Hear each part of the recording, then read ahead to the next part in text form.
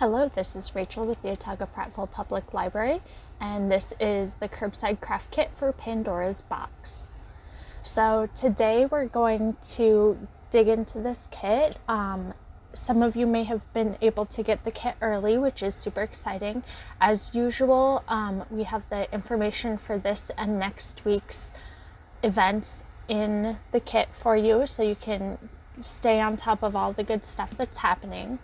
Inside of this kit, you should have a little cardboard box. You should have a paintbrush. You should have some glitter glue or Mod Podge. Your Mod Podge would be in the little paint tin if you have it. And then we also have peacock feather. That's what that's called. We have a peacock feather in about half of the kits so far. So the kits that do not have a peacock feather will have other accessories that you can help decorate with. And then on the inside of your boxes, open them carefully because there's more little glitzy things that you can use to decorate. So mine has a couple of old broken pieces of jewelry that I'm going to use, as well as some little gold gems. So we're going to dump those out onto our work surface so that we can reach them properly. And here's an example of the other kits that don't have the peacock feathers. Those are going to have some stick-on rhinestones, some sequins, all sorts of good things like that. And all the boxes are different shapes, sizes, and colors as well. So it's just sort of one of those you get what you get type of experiences. We're trying to make sure that more people can participate this time. So what I'm doing to get started is I'm just going ahead and fluffing or straightening out my peacock feather so that some of the bits aren't as crisscrossed and so that everything looks nice and straight. I'm going to go ahead and Mod Podge this guy onto the top of the lid, just for a cool decorative kind of antique-y look. But I want it to be kind of all straightened and sorted out before then. So while I'm doing that and throwing away little bits of feather that are not going to be in use, some things that might be handy to have: scissors, wet glue. If you don't like working with Mod Podge, you could use Elmer's glue. That's another good alternative to this. And then at the end, I'll show you a creative use for Mod Podge and another way to use your paintbrush that comes with your kit. If you actually have paints at home, you can put a teeny little drop of paint into a larger amount of Mod Podge to give it a tinted finish, which is what I did for my final version of the Pandora's box, which you'll see the picture of at the end. So I just went ahead and started by putting a good layer of Mod Podge all over the top of the lid. I poured it directly on because I'm not big on wasting paper plates or anything like that for easels. But you can absolutely be as fancy as you would like. Use a little paint holder or whatever you need to not make as much of a mess as I did. And then I'm just using a scrap of paper here to hold my paintbrush, but it might be wise for you all to put some newspaper down or even put on a disposable tablecloth. So I'm gently pressing the feather on and just giving it a couple little taps, and then I'm gonna brush a layer of Mod Podge over it so that it's really adhered onto it and so that it has that same finish on the sides of the box and on the top. The Mod Podge will dry clear and it's glossy, so it will kind of make it a little bit shinier and keep that cool fancy look. So I'm just going to go all over the top of the lid, all the way around, brushing with the grain of the peacock feather, because if you try to go against the grain or sideways or anything like that, there's a much greater chance you'll get some tangling happening with those fine feather fibers. So take your time as you're doing this. Go ahead and be very ginger and gentle.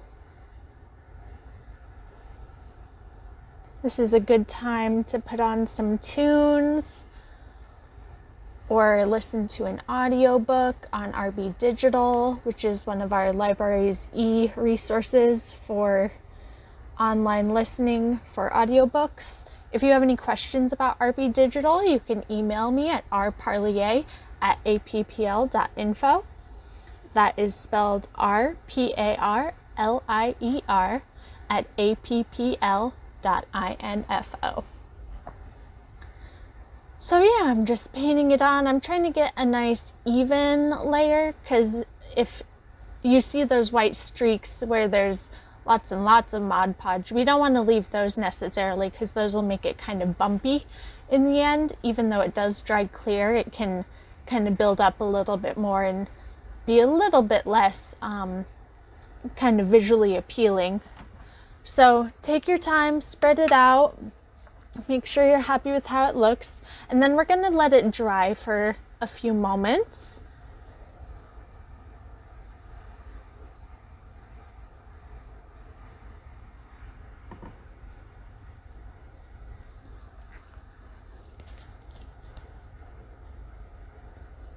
While we're doing that, I might tinker with a couple little parts. I'm just trying to make sure that the feathers don't separate out too much. I apologize for going a little bit out of frame here.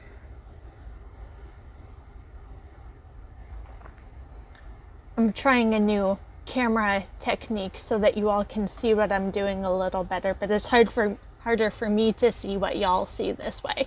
So we're trying, we're working on it. We are hopefully coming on up in the world, and we'll see what we can do to get even better. So now I'm just playing around with my doodads, with the broken jewelry and whatnot, trying to figure out what I want to position where. So I'm going to use this little broken pearl bit of jewelry, and it has a little broken stud on the back. I'm going to use that kind of pokey part to push through and mark where I want it to be in the center of that bottom part of the box. And then I'm scraping off a little bit of the excess Mod Podge from the lid, and then paintbrushing on a little bit as well. And I'm gonna probably use a little bit more also, just to make sure it's nice and secure. But I'll go ahead and stick that right in the box and press it in firmly.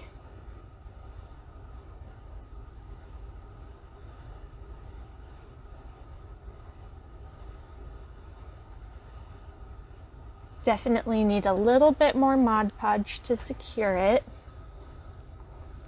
And then I think I'm going to get started with some of this glitter glue and some of these sparkles to really jazz things up a little bit. Now, you can use the glitter glue by itself as a dimensional glittery decoration. You can use it to adhere your sparkles or your sequins if you have them. I'm using them for my little gold gems. You can use them for that. If you have puffy paint at home, especially glittery puffy paint, that can be really helpful as well to decorate with. I'm going to break some of that out a little bit later, just because you know, it's fun to get creative with these sorts of things. Try thinking of new ways to use and reuse what you have in your home, and that's half the fun of creativity. As you can see, I'm struggling a little bit with the glitter glue because it is almost out. I gave most of the good ones away, so I'm working with one that is a little bit more empty than it looks.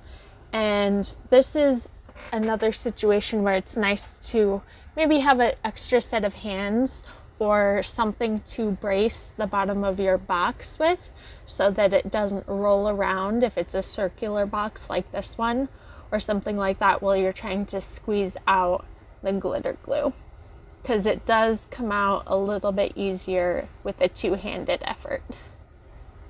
But here I'm making it manage, just going all the way around this little embellishment, and this will do two things. One, the glue in the glitter glue will help reinforce that adhesion to the box, and two, it just glitzes it up, makes it more sparkly and fun, and creates an opportunity for more color and more decoration all around that little embellishment, that little pearl piece of jewelry.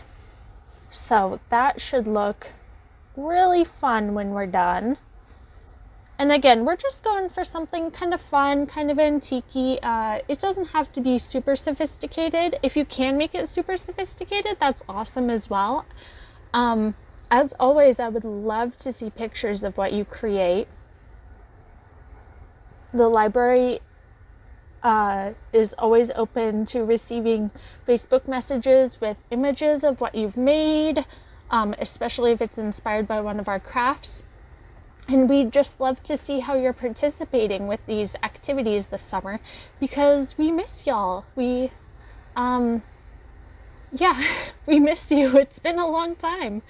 And we're doing what we can to keep everyone safe, of course, but it's just nice to hear from folks who also have fun crafting. So I, for one, would be very excited to see your guys' pictures.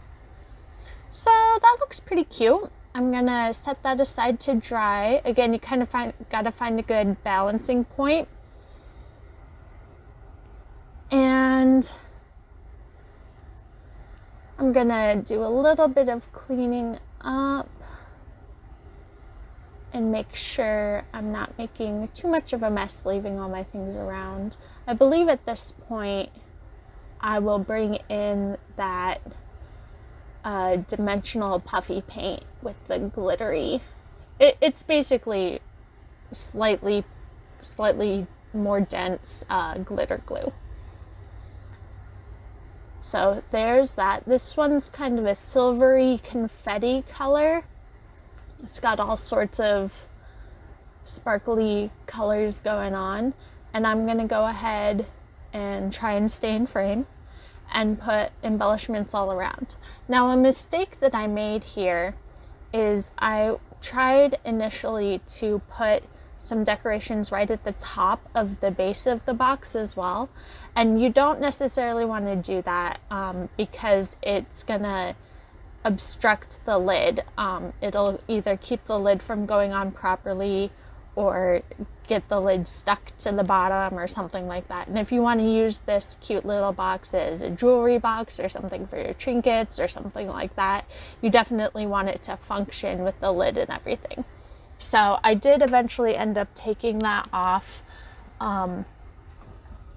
but kind of a little bit too late. So it might be wise to measure out the lip of the lid and make a little mark if you're going to put designs or embellishments on the bottom half of your box, so that you can keep that area free and clear from obstruction. It does look cute though. So I decided to do 6 little sparkles all the way around that big pearl piece, and I'm just gonna glue those on.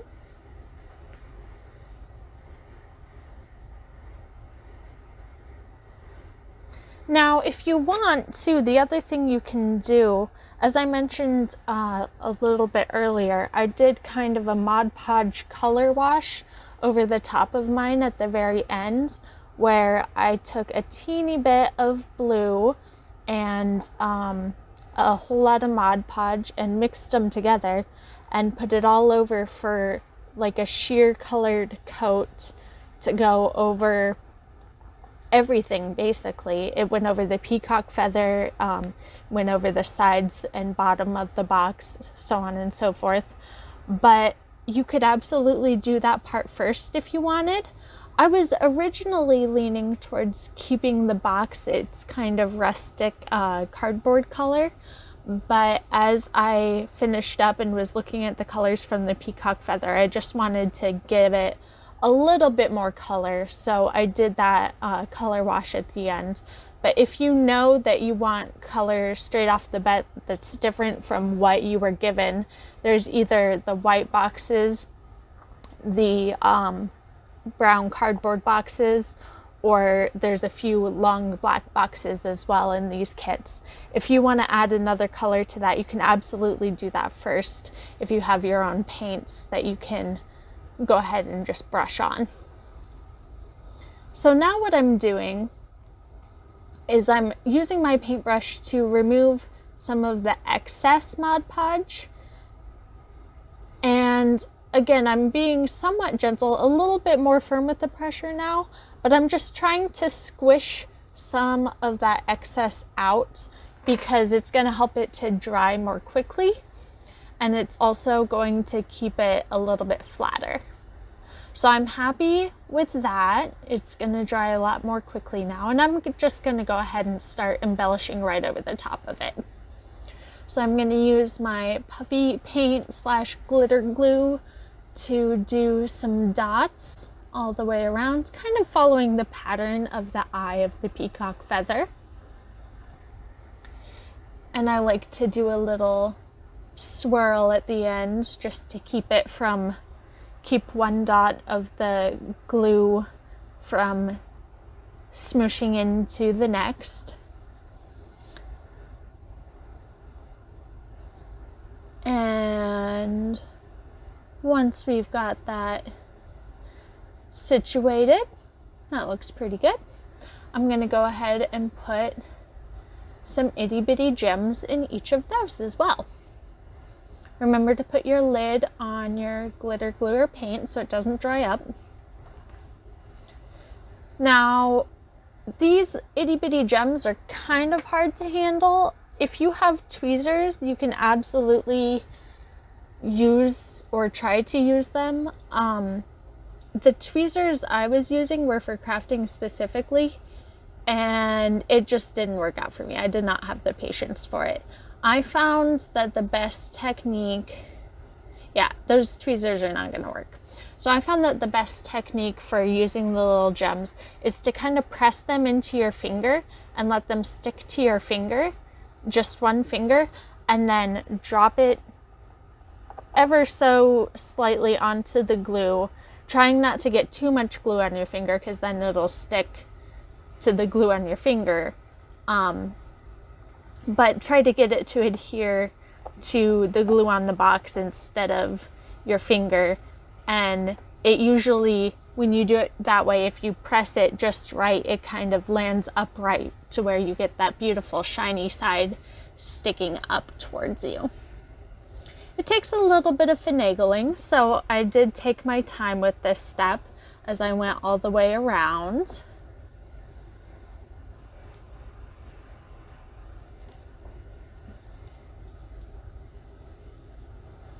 And you can see there are some moments where I'm struggling a little bit more than others, and that's okay. It's the process of creating and learning and getting your fingers sticky, right? That's the fun of it. And I gave you all a pretty fair amount of gems, so if you get some that are just covered in glue and kind of irredeemable, there were a couple of them that I pitched. I gave up on and just tried again with a new one because your fingers get sticky and everything gets messy, and sometimes it's just easier to take a deep breath and move on. So be sure you're breathing while you're doing this concentration work, and just carry on all the way around until you have all of your embellishments placed just how you want them.